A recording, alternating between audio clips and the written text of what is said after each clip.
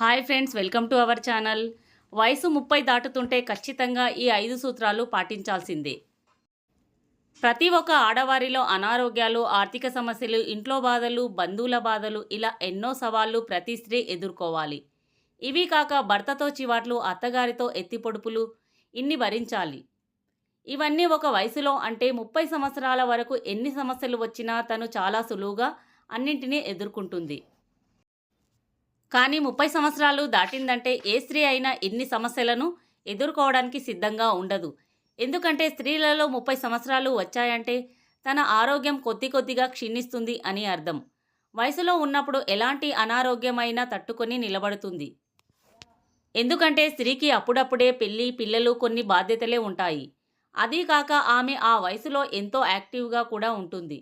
కాబట్టి ఆమెకు ఆ వయసులో ఎలాంటి సమస్యలు ఉండవు.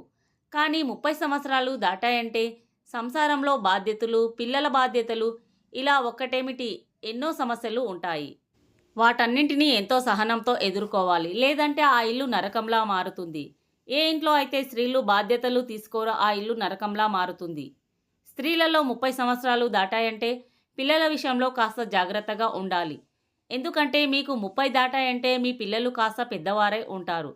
అలాంటి పిల్లల ముందు మీరు మీ భర్తతో చాలా జాగ్రత్తగా ఉండాలి.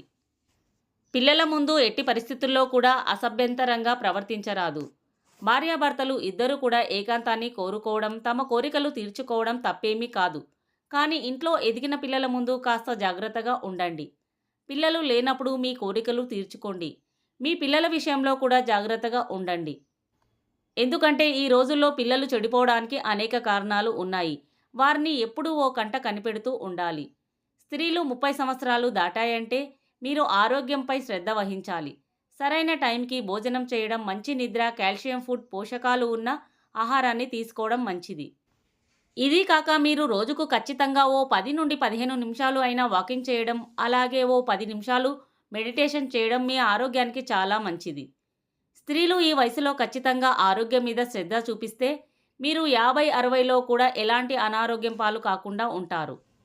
ఇప్పటి నుంచే ఆకుకూరలు, పండ్లు, ప్రోటీన్ ఫుడ్ మీ రోజువారీ జీవితంలో ఉండేలా చూసుకోండి.